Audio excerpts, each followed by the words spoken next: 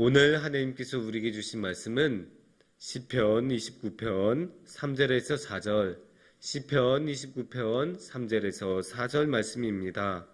제가 봉독해 드리겠습니다. 여호와의 소리가 물 위에 있도다. 영광의 하나님이 우레소리를 내시니 여호와는 많은 물 위에 계시도다. 여호와의 소리가 힘있으며 여호와의 소리가 위엄자도다.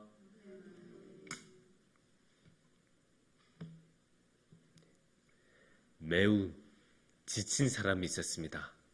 너무나 피곤하고 너무나 지쳤습니다. 왜 그랬을까요? 회사에서 일을 너무나 열심히 해서 그랬습니다. 몇 날 며칠 거의 밤새듯이 맨날 일하고 정신없이 밤늦게까지 항상 일하고 막 그러다 보니까 너무 피곤하고 너무 지쳤어요.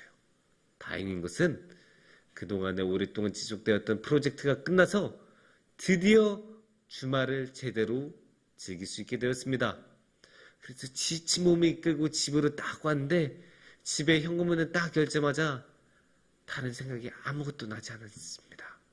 보통 주말이 되면 이제 뭐 재밌는 TV 프로도 봐야지, 어디 놀러 가야지, 맛있는 것도 먹어야지 막 그런 생각을 할 법도 한데 그런 모든 생각이 들지 않고 딱 한 가지, 자고 싶다, 이 생각만 들었어요.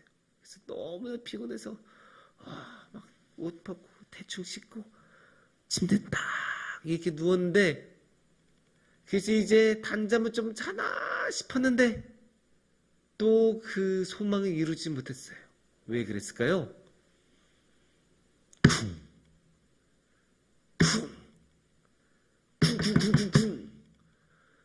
층간소음이에요. 우리가 아파트 살다 보면 자주 겪잖아요. 이제 조금 자고 싶은데 위에서 도저히 협조를 안 해줘요. 이런 층간소음 때문에 이 사람은 자신이 그토록 원하던 단잠을 이루지 못했습니다. 우리가 살다 보면 많은 소리를 듣고 지냅니다. 우리가 청각기관에 문제가 있지 않은 이상 많은 소리를 듣고 지내는 정도가 아니라 많은 소리를 들을 수밖에 없습니다. 그런 소리 중에서는 방금 전에 말했었던 것처럼 듣기 싫은 층간소음과 같은 소리도 있을 것이고 대표적으로 듣기 좋은 소리가 뭐일까요? 아름다운 음악일 것입니다. 또 어떤 소리는 의미를 부여해서 의사소통할 때 사용합니다. 그게 뭘까요? 말입니다. 그게. 그리고 우리가 무엇보다 들어야 하는 소리가 있습니다. 그건 바로 하나님의 소리입니다. 하나님께서는 우리에게 소리를 베풀어 주시고 우리에게 소리를 들려주십니다. 그렇다면 하나님의 소리는 어떤 소리일까요? 오늘의 말씀에서는 너무나 잘 표현하고 있습니다. 3절에서는 이렇게 말씀하고 계시죠. 여호와의 소리가 물 위에 있도다. 영광의 하나님이 우레소리를 내시니 여호와는 많은 물 위에 계시도다. 이렇게 말씀하고 계시는데 여기서 특이한 게 여호와의 소리가 물 위에 있도다. 이게 무슨 뜻일까요? 하나님의 소리가 물 위에 있도다. 이런 물, 우리가 항상 이렇게 마시는 물인데 이렇게 마시는 물 위에 있도다라는 게 무슨 뜻일까요? 참 직관적으로 느낌이 안 오죠.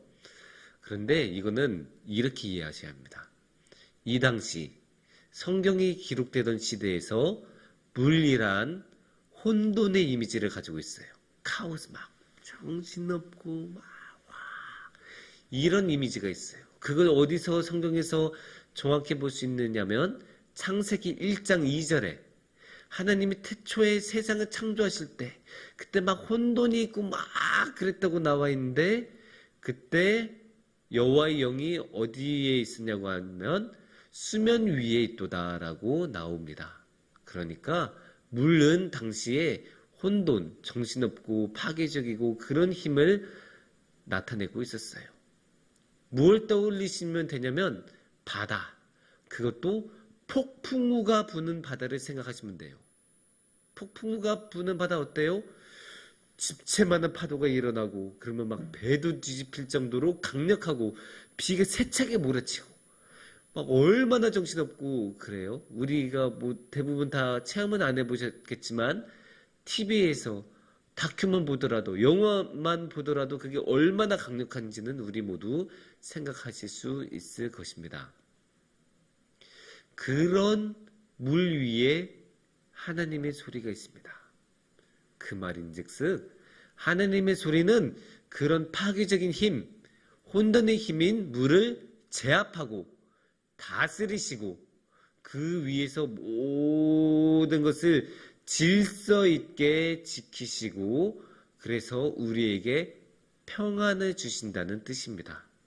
그래서 하나님의 소리는 우리에게 평안을 주시고 질서를 지켜주시는 힘 있는 소리라고 할 수 있습니다. 그런데 3절에서는 물 위에 있는 소리 말고 또 다른 표현이 있죠. 그게 어떤 표현이었을까요? 3절을 다시 보시면 우레소리를 내시니 라는 말씀이 나옵니다. 하나님이 우레소리를 내시니. 이 우레소리를 생각하면 그런데 목사님 우레소리가 뭐예요? 우레소리는 천둥 생각하시면 돼요. 우리가 우레라는 말을 잘 안 쓰니까. 근데 목사님 천둥은 평안함을 주는 것하고는 좀 다르지 않습니까? 그게 질서를 나타낸다고 볼 수 있어요? 이렇게 당연히 물어보실 수 있어요. 당연히 그렇게 생각하실 수 있는데 이건 이렇게 생각하셔야 합니다. 당시에 옛날 이 성경이 기록되던 시기에는 천둥 또는 번개는 그 자체로 신으로 여겨졌어요. 그러니까 번개가 신이고 천둥이 신이에요. 그래서 천둥의 신한테 기도하고 번개의 신한테 제사를 드리고 그랬어요. 그러니까 여기에서 우레소리를 하나님이 내신다는 거는 그래? 너 지금 천둥한테 예배드려? 야, 천둥 신 아니야. 번개 그거 신 아니야. 천둥은 신이 아니라 단지 하나님께서 내시는 소리에 불과해.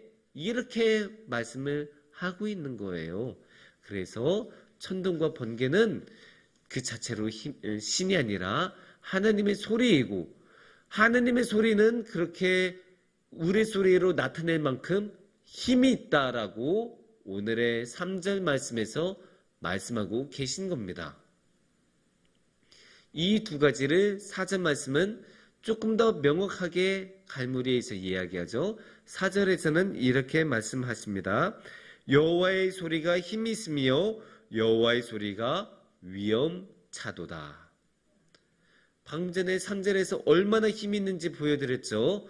그 혼돈의 물, 그 태초의 그 파괴적인 힘을 제압하고 질서를 일으키시는 소리. 그러니까 그 혼돈을 제압하려면 당연히 힘이 있어야겠죠. 거기에 우레소리, 천둥과 번개로 나타낼 만큼 강력한 힘이 있는 소리라고 하니까 이처럼 힘이 있다는 것을 잘 보여주는 것도 없습니다. 그러니까 힘이 있다고 하고 그러니까 4절 말씀에서 힘이 있다고 하고 또 위험에 차 있다고 말씀하십니다. 그런데 여기서 주님의 은혜가 나타납니다. 하나님께서는 그 힘 있는 소리를 우리를 위해서 사용하십니다. 하나님께서는 그렇게 힘 있는 소리를 갖고 계시면 그냥 마음대로 하실 수도 있고 우리를 억압하실 수도 있고 못살게 구실 수도 있는데 그런 것을 위해서 한 번도 사용하지 않으세요. 오히려 우리를 위해 쓰시죠. 그러니까 혼돈을 제압하시고 질서를 세우시는데 그 질서가 누구를 위해서겠어요? 우리가 제대로 살아갈 수 있도록 질서를 세워주시는 거예요. 그리고 우리를 지켜주시려고 그 힘있는 천둥의 소리를 통해 우리 곁에 항상 지켜주시고 도와주십니다. 그래서 하나님께서는 우리에게 사랑한 자야 나와 함께 가자 이런 사랑의 소리를 우리에게 주시고 사랑의 말을 우리에게 하시면서 항상 우리를 지켜주시고 도와주시고 우리 곁에 계십니다. 이러한 은혜로운 사랑의 소리를 우리가 항상 듣기를 원합니다. 그런데 이러한 하나님의 소리를 듣기에 가장 좋은 방법은 무엇일까요? 바로 기도입니다. 기도만큼 하나님의 소리를 잘 들을 수 있는 방법은 없습니다. 기도야말로 우리가 우리의 삶의 모든 것을 내려놓고 우리의 삶을 일시중지하고 우리 일상의 분주함을 잠시 뒤로 한 채 주님 앞에서 마음을 모으고 주님께 귀를 기울이는 시간이 기도입니다. 그래서 우리가 항상 기도로 주님의 말씀을 들으려고 노력하고 하나님의 소리를 들으려고 노력할 때 하나님께서는 그 은혜로운 하나님의 소리를 통해 우리의 마음을 채워주시고 우리의 삶을 주님의 그 사랑으로 주님의 그 놀라운 힘있는 사랑의 소리로 채워주십니다.